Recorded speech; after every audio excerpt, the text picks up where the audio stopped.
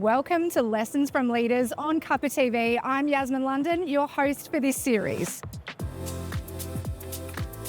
We've partnered with Nespresso Professional, providing commercial machines for workplaces of all sizes and industries, because every workplace needs a good cup of coffee. Today, we have a truly inspiring guest who embodies the essence of purpose-driven leadership.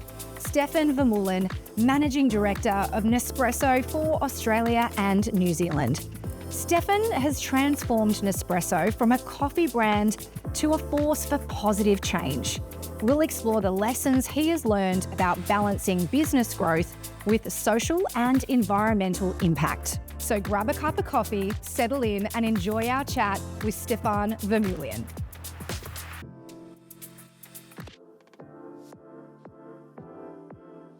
Okay, Stefan, you've had an incredible journey, coming from Belgium to leading Nespresso in Oceania. Can you tell me a little bit about your, most pivotal moments in your career journey today? Yes. I indeed started in Belgium. Well, clearly my accent gives it away that I'm not from this part of the world, but actually started in B2B. Most of my career was actually in B2B, so professional solutions, so still very dear to my heart, and it's when people say once you're in B2B, you never really leave B2B, which is really the case, so still very big passion of mine. Started in Belgium, after 2 years moved to the head office in Switzerland, then after another 2 years at a first stint in Australia, so lived for 5 years before then leading the New Zealand, the Kiwi business, and now back since a year in Sydney looking after Oceania. When we talk about pivotal moments, it's really about that first move or international move, which actually I was not really keen on. It was more my wife that said, let's just go and let's just jump, and if it doesn't work out, we just go back to Belgium, and then the rest is history, I guess, because then it becomes pretty addictive. But I think I need to be grateful to my wife to, at that moment, have be brave to say, let's jump, let's go and live abroad and see what it brings. The rest, I think, is about making sure that you have a mindset where you keep all opportunities open or create as many opportunities as possible, because if you don't, it's like, okay, this is happening to me, but it's actually because before you didn't really create that opportunity, was open to that opportunity before. And when opportunities arise, it is really making sure that you jump on the right opportunities. That's quite pivotal as well, because I've said no to opportunities as well because it didn't really feel right. And I think that gut feel is very important, to know where you feel that it's the right next move. So I guess when you have an international career, there's a lot of those pivotal moments or crossroads, and it's really at that time to make the right choices, but also make sure you created those opportunities beforehand. Yeah, absolutely. It really is about being drawn to those right opportunities. What was it about Nespresso that drew you to that particular brand? I was actually working in a very, very different industry around financial and marketing solutions, kind of a consultancy role. And it was a recruiter that reached out to me for a job that was in the same industry, and she kind of felt like it wasn't a right fit, but she said, okay, I'm working for this client Nespresso as well, and I just feel it would be a great fit. And it is from the beginning, actually, during the recruitment process, that it became very clear that it's an organization that goes beyond the product and beyond coffee, etc. And it's a very purpose-led organization, which is what I'm all about as well. So it's about people, of course, as well. There was a really strong rapport with the person that recruited me, and then in the end became my mentor as well through my career. Like with everything, it's very much around people and having the right feeling about an organization as well. But I think it's so much in our DNA on the impact that we want to have and that we want to be a force for good that intrigued me. And that's why I joined Nespresso, and that feeling actually grew and grew over the years. And I'm with the organization now for 13 years, and still incredibly passionate about what we do. Yeah. Nespresso is obviously known for its incredibly high quality coffee, but the brand itself is so much more than that, more than the products that you sell. Talk to us a little bit about what you're doing in the social impact space. I'll try to simplify it as much as possible, but I think first of all, it's very important to say that it's not something that we added on. It's really from the inception of our brand in 1986, so that's now a long time ago, almost 40 years ago. It's actually always been part of our DNA or the starting point. It's not an extra pillar in our strategy. It's really the starting point that we want to have a positive impact with what we do. And over the years, there's been a lot of initiatives. I think our first recycling programs was in '91, so that's quite pioneering in that space as well.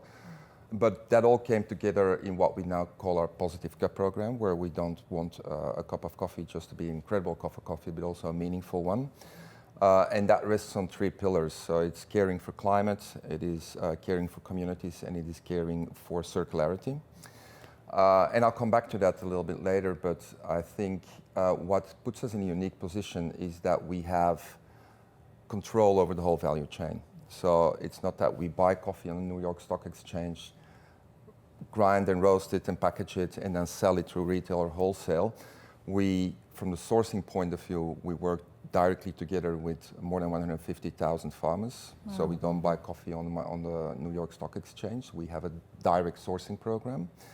And also at the end of the value chain, we don't sell our coffee in Woolies and Coles either. It is a direct-to-consumer model, which means we know every single consumer, which means we can have an impact on that end of cycle of the value chain as well. On the farming side, I think it's important to state that the biggest element or part of our carbon footprint is on the sourcing, on farming. And that's where there is a huge shift for us towards regenerative agriculture, which means we give back to the soil as opposed to just extracting from the soil. In our own operations, of course, it's the easiest part, but everything that we do around our factories, transport, etc., we have a very strong focus. Now, on communities, that's, I guess, where every employee of Nespresso is the most excited and proud and passionate about, because as I mentioned before, we started with a AAA sustainable sourcing program with 300 farmers in Costa Rica, but it's now 150,000 farmers across 19 countries. And we have 700 agronomists on our payroll that have a direct impact on the quality of the coffee, which is obviously very important for us because it's also a quality label, but also the productivity of the farms and also the livelihood of those farmers. So we invest in schooling. We've set up pension funds together with the Colombian government so that after they've worked on the land for 50, 60 years, they also have something to go back to. So there's a range of initiatives there that actually improves the lives of those farmer communities. And in a way, it's in our own interest as well, because with climate change, the production of coffee is at risk and high quality coffee is at risk. At the same time, the demand for high quality coffee increases. So if we don't invest in those farmers, we will have a problem down the track to source a coffee that is ethically sourced, the right quality, but is also still affordable for the consumer. So that's very important for us. And then the circularity part is all around, of course, making sure that we design our products that are circular and have the least impact on the planet. But what we can control in market, or the biggest impact we have here in market, is making sure that we recycle all the products that we sell to our consumers, and there's a lot of effort that goes in our recycling program, make sure that we get that product back. Yeah, we're going to talk a bit about recycling in a short while, but I wanted to talk about your Second Life program, because I think that's a really interesting initiative as well. Not only are we looking at recycling in the traditional context, but you're repurposing in many ways. Can you share with us a little bit about that Second Life program? Yeah, so in its simplest form, we get capsules back. We separate the aluminum from the coffee. The coffee gets repurposed it's actually great for fertilizers, so that gets repurposed in compost and into fertilizers. And the aluminium goes into a smelter and a recycling facility that we have here in the south of Sydney and the south of Auckland, where we smelt it and it gets repurposed in aluminium products, which could be a range of products, but we work together with a company, a Swedish company, on our philosophy bikes, which means there is bikes, and every bike that gets sold through this NGO, which is a Swedish NGO, every bike that's sold, there is one bike that also gets donated to African communities. So it's a whole ecosystem that we try to also do something good and leverage even that circularity program. But indeed, the aluminium gets fully repurposed. The coffee actually helps in that regenerative agriculture as well. You're obviously very passionate about sustainability. As a managing director, you lead the initiatives.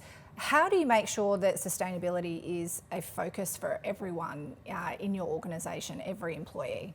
Yeah, that's a good question. The strength of it that it's truly part of our DNA. So I think even when we recruit people, it's part of the recruitment process. Obviously, when we recruit people that have shared values with the organization, I think that's the first port of call when we onboard somebody in our organization.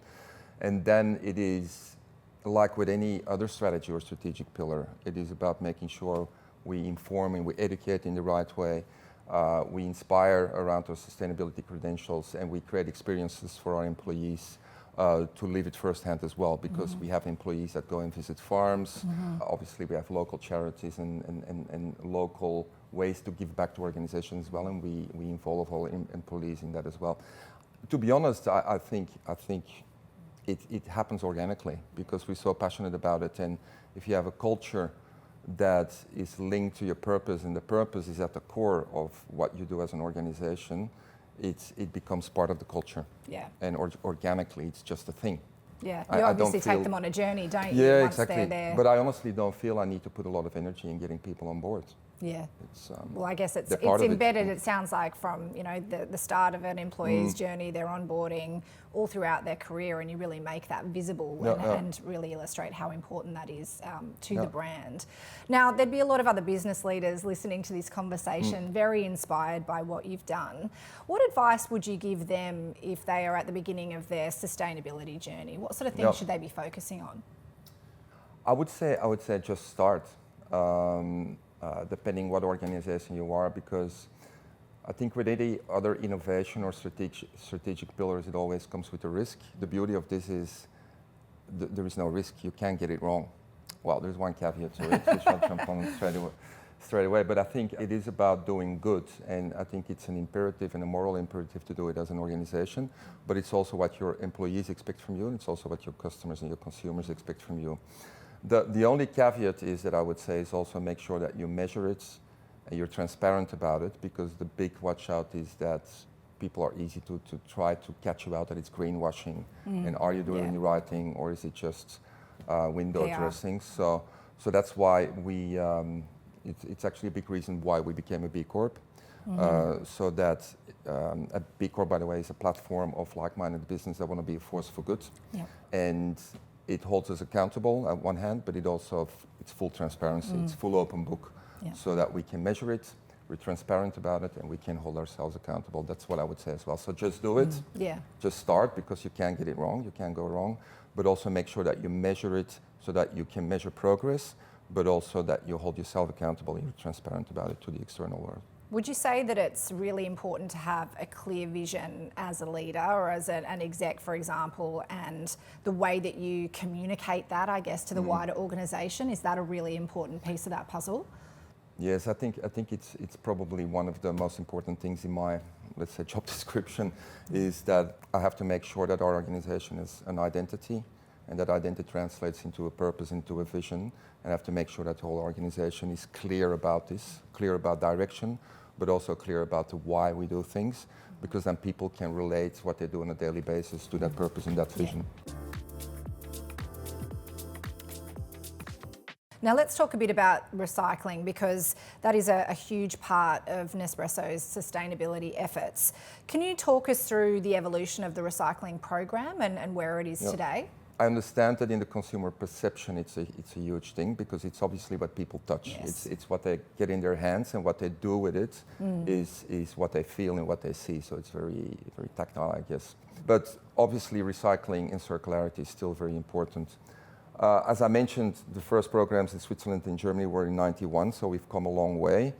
From the start, 27 years ago, when we started in Australia, and 12 years ago in New Zealand, recycling program was kicked off straight away with when we started in this part of the world, and obviously gradually that recycling rate grew. First of all, you need to obviously make sure that the operations work well, because you need to make sure that when you retrieve it, that you actually repurpose the aluminium in the coffee. So you also have to make sure that you audit this and it's measurable as well, because we need to be able to see, but also hold ourselves accountable that we're doing the right thing. And then it's about educating consumers, because obviously there is an act from them And for them, it's actually a small act, but with a very large impact. And that's, I guess, our message to them. It's a small ask from you to make the effort to return it, and then we'll take care of the rest. Yeah, absolutely. I think that's amazing. There's some incredible steps that you've taken. I remember we spoke earlier and you told me that there was at least 100,000 collection points around the world as well, around the pods. So, you know, some incredible work being done there. For organisations looking to try and balance innovation with sustainable practices, how can they retain that commitment to sustainability? Because I imagine there'd be some challenges because, you know, everybody wants to do good by the planet, but when it starts to conflict with commercial objectives, there can be problems. So what advice would you give business leaders in straddling both those worlds? Yeah, I think there's two parts to that question. So the first thing on innovation, if we reflect on what innovation is, it's actually making sure that you strip things back and start from a bad idea. Bear with me here. If you're a startup, you don't have resources, you don't have teams, you don't have money, and you're trying to solve a big problem or a big consumer need, and that's where the innovation process really starts. That's where you start to think about things that, for the person that's thinking about it, it's a great idea, but for everybody else, it's a bad idea. That's never going to work. But it's that belief in that idea and that consumer need that then starts the innovation process, and that's always the drive of a very successful business. If you look at all successful businesses, it all started from a bad idea. So that's why I believe that sustainability can really be a catalyst for innovation, because if people think about it, it's a restriction. Restriction is actually a catalyst for innovation. So I think it's not balancing it out. I think it drives innovation if you include it in the mix, because you look at things differently. And I think then around commercial and bottom line, etc., I think there is enough belief now in businesses that it's not only a moral imperative, but that consumers and employees request it from brands, and brands that don't have this within their DNA or considerations set will eventually die. Yeah. So it's an integral element as well to grow as an organisation. Yeah, I think we've got to look at it as investment in the end. And as you say, sometimes those bad ideas require that creative thinking. And if we can think about sustainability integrated into innovation, that's really the way forward. But it's up to us to figure out the ways forward with that. In the C-suite and board level at Nespresso, what sort of strategic conversations are you having now around Nespresso's social impact, I guess, on the broader world and environment? What's happening there, if you can tell us? Of course.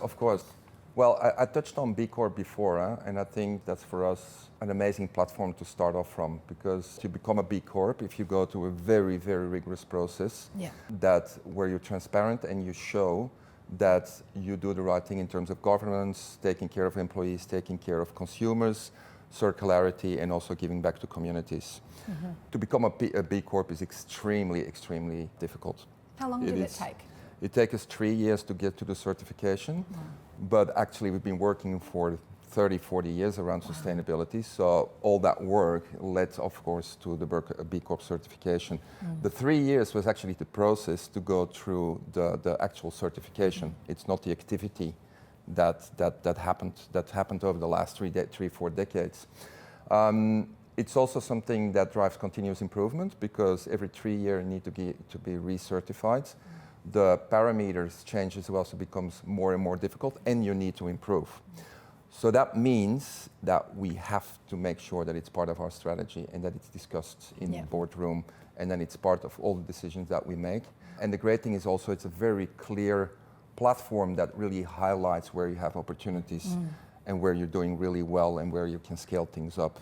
So it gives, I guess, a framework to really drive activity that pushes that agenda forward. That's fantastic. When it comes to, I guess, creating a purpose-driven culture in Nespresso, you've done that incredibly well, top down.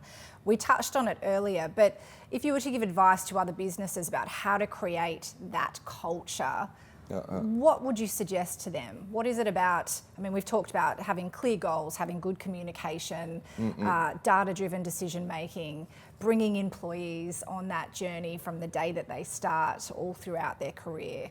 How else can businesses really leverage that power of a purpose-driven culture? You mentioned culture, and that's such a passion topic of mine. So, but it's also a very complicated and complex one, because culture is, I think, you cannot drive it by putting things on a PowerPoint, or to drive it top down. The culture, by definition, is the sum of the behaviors and the beliefs and the values of every individual. And the culture changes when somebody enters the organization or leaves the organization straight away. So it's all the elements that you mentioned. That's making sure that it's the purpose and the vision and the mission is very clear, that the values of the organization are very clear.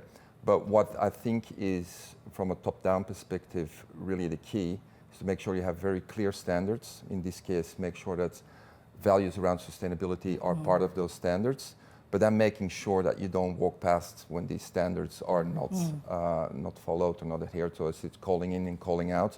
And that's obviously where leadership plays an important role, not just me, but my leadership team and all people leaders, to make sure that people live up to those minimum standards as an organization. And that drives culture from top down. The rest is quite organic, I think. It's really about, it starts from within with employees, and that's where we recruit people, and we organically become an organism where you have a culture, and if individuals don't fit in it, the culture, it sounds bad, but automatically spits you out. They kind of don't last, do they? When we spoke a little while back, we were talking about storytelling as a really important part of the culture at Nespresso, and employees going on visits to farms and coming back and talking about their experiences and really making it quite tangible for everybody else. Tell us a bit about that. What's that experience like from top to bottom? Storytelling is indeed incredibly important, and we're very lucky to work for a brand that has many stories to tell. So that's why we provide our employees indeed those experiences, but it's simple things. We have basically coffee table books where employees tell their stories, and people from around the world, whether it's when they've visited farms, or they see the impact on consumers, or they see the impact on local charity initiatives. I think it's providing platforms where people can exchange those stories. Yeah, it really creates meaning for them, doesn't it? And do you find that with those employees that have gone on these trips or have the opportunity to share their stories, do they engage their teams in more impactful ways? What are you seeing as sort of the flow-on effect from that? Yeah, part of it is that they get to go, of course, is that they share the love afterwards. And it makes me think of, on a monthly basis, we have a Coffee Connect, which is a town hall where everybody joins.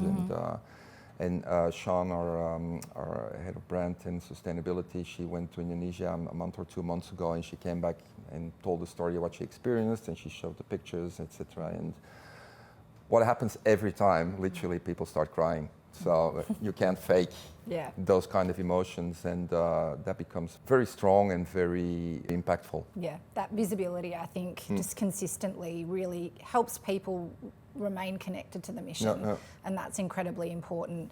Yeah, sorry, and it's small things like they plant their own coffee trees, and they know that when they come back or when they get pictures from the people over there, that they're actually leaving footprints, literally. But I think what people always come back with, it's not the operations of the great trip or whatever, it's really the impact that we have on people. And I've had it as well. I had the opportunity to visit a couple of regions, a couple of coffee farms, and when you arrive, people literally also just hug you and start crying, and you can see a farm that's part of a AAA sustainable sourcing program is these thriving organizations that they can pass on for generations to come, while you have other farms that are really struggling because whether it's climate change, disease, not really know how to farm, creating different streams of revenue, because it's a very fragile operation, because you have one harvest a year. If that gets stuffed up, you lose your whole income for the whole year. Certainly with what we're seeing with climate change and the impact there, I imagine that would be a significant problem that's happening time and time again. So having that support, incredibly powerful. In terms of the role of business over the next couple of years on social impact and sustainability, what role do you think that businesses need to play? Where do you see that going? I think organically the way of doing business evolved from a product-led economy where it was about the product, and there were so many products that it became a brand-led economy where consumer needed to feel that they could trust the brand. Yeah. But now it's really a consumer-led economy because everything's available through social and the internet, etc. So people can find out themselves which products and brands they like. So what I want to say with this is that it is the consumer that will drive a lot behaviors of brands and organizations, and at the same time organizations also realize that it's a moral imperative to have a positive impact on people, planet and communities. So I think it's consumers and organizations, also because they kind of lost trust in the traditional governing bodies, because by definition they're around for 3 or 4 years, and we're trying to tackle problems here that have a much larger time span.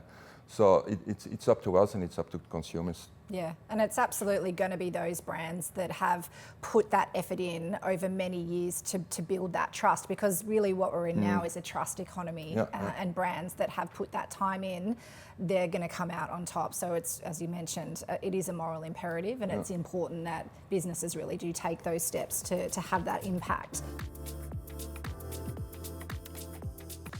Now, in terms of any key lessons that you've learnt about running a business and social impact, is there anything that you would like to share with other leaders from a personal perspective in terms of how valuable that's been for you, what you've learnt from that, or how that's really enriched your career?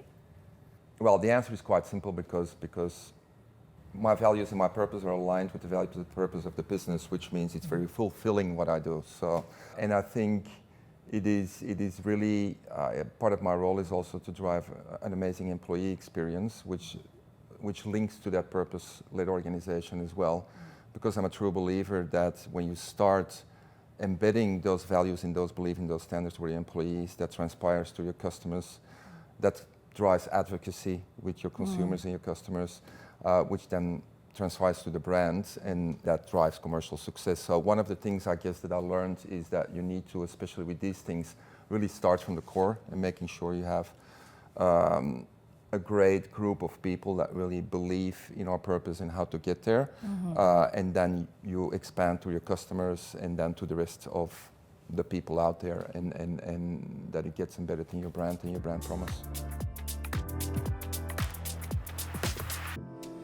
In terms of your aspirations, dream over the next 12 months to 5 years, where would you like to see it go? Well, we're in the process of being recertified for B Corp, so that's a big one, because again, that's a lot of that's because that is, as I mentioned before, very hard, and to be recertified is even harder.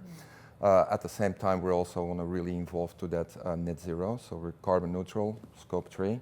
Which is already amazing, but we don't really communicate about it, because for us that's really the starting point to get to net zero, and that would be for me the next, I guess, fulfillment of the dream. At the same time, again, as I said, I'm passionate about culture, making sure that we have a culture that moves as one organization into that direction. Yeah, well, you're certainly having a huge impact as an organisation. For you as a person, let's talk a bit about legacy. You know, you've spent a lot of your life really building up Nespresso. You're obviously extremely committed as an individual. What would you like to be remembered for? Yeah, first of all, I'm just one person in the chain of leaders within Nespresso. So I think it's for me an obligation to the people that became before me, that left me with a great legacy, that I take that further. So when I leave, I want to look back and say, okay, I've taken that and made it better and as best as possible, because then I have an obligation to future leaders as well, to pass on that baton as well as possible. Legacy-wise, maybe personally, I want to be the best version of myself, best possible husband that I can be, the best possible father, son, brother, the best possible leader for people as well. I hope that I can help people to become better professionals and better people in the organization as well. And then, like I said before, I believe that's the starting point to drive sustainable growth as well. And if we grow, then we can invest more into delivering to that purpose. So that's an amazing one. Leaving the world a much better place for our kids and future generations is a really, really big one. Listening to you, Stefan, today, what really resonates with me is that success is not about what we get, but what we give. I think you're the personification of that. Oh, thank you. Thank you so much for joining us today and for giving your incredible insights. This incredible, innovative company, I can't wait to see what they do next. Thanks for joining us. Pleasure. What an incredible conversation with Stefan Vermeulen. His innovation and insights truly show the impact that good leadership can have on business and society. We hope you've enjoyed this episode of Lessons from Leaders brewed by Cuppa and Nespresso Professional. We have some incredible other episodes and speakers coming up, so be sure to stay tuned. I'm Yasmin London. Until next time, remember, your business can stand for way more than what it sells.